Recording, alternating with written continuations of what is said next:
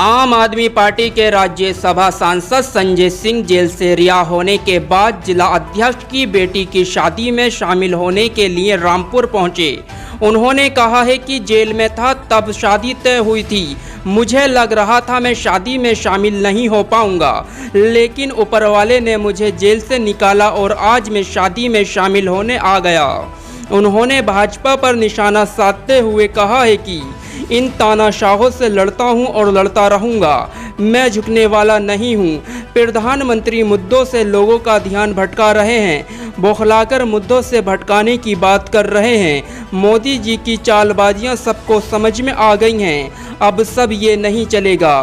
Sanjay Singh jail में थे। रामपुर में आम आदमी पार्टी के पदाधिकारियों ने खून से चिट्ठी लिखने की मुहिम चलाई थी। राष्ट्रपति को रोज खून से लिखी एक चिट्ठी जाती थी जिसमें लिखा होता था संजय सिंह को जेल से रिहा कराएं।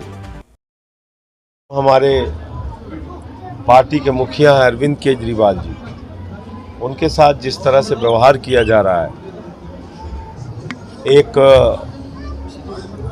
आतंकवादी की तरह, बहुत बड़े अपराधी की तरह उनको जेल में यातनाएं दी जा रही हैं। उनको परिवार से मिलने नहीं दिया जा रहा है।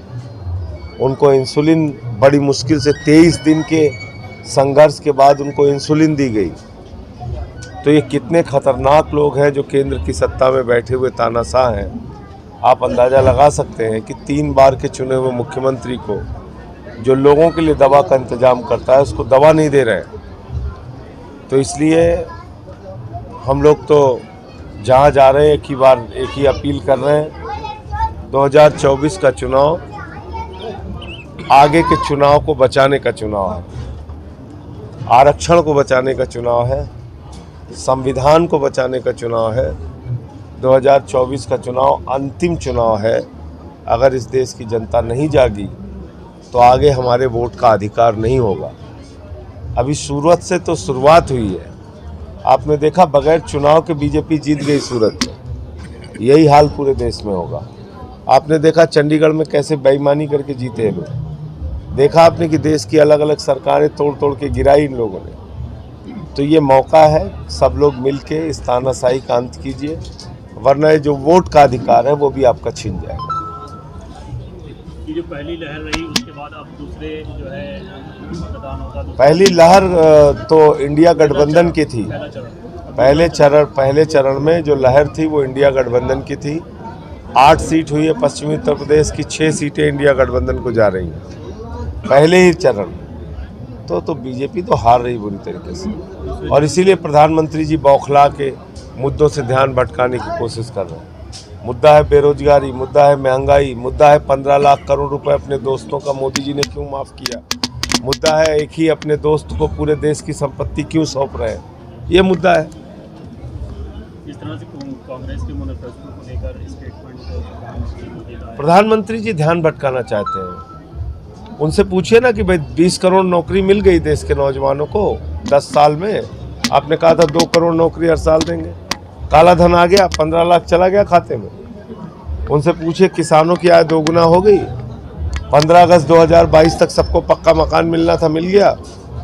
देश की जनता से आपने जो वादा किया था उसको पूरा कीजिए ना। आप कहते थे सिलेंडर देख के वोट देने जाना। अब सिलेंडर का क्या हाल है? तब 400 रुपये का था, अभी 1100 रुपये का है। तो इसलिए मैं कह रहा हूँ कि प्रधानमंत्री जी देश के मुद्दों से जनता का ध्यान भटकाने के लिए ये सब बातें कर रहे हैं। वो जान रहे हैं कि चुनाव बुरी तरीके से हार रहे हैं। प्रधानमंत्री जी ने कहा है कांग्रेस की नजर जो है देश की महिला की मंगलसूत्र पे है, और वहीं प्रियंका गांधी ने कहा है मेरी माँ का मंगलसूत्र है और देश के लिए कुर्बान हो गया। भाई एक चीज़ आप बताइए, देश के सारे संसाधन किसको दे रहे हैं मोदी जी? कोयला किसको दिया? अडानी को। गैस किसको दिया? अडानी को। बिजली किसको दिया? अडानी को। पानी किसको दिया? अडानी को। पोर्ट किसको दिया? अडानी को। एयरपोर्ट किसको दिया? अडानी को।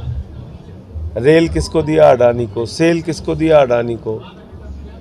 तो पूरे देश का संसाधन उठा के अपने दोस्त को दे दिया।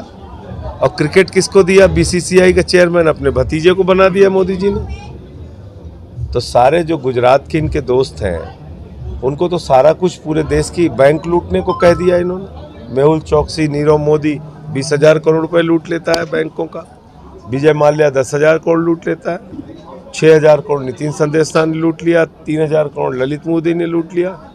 इसका हिसाब कौन देगा?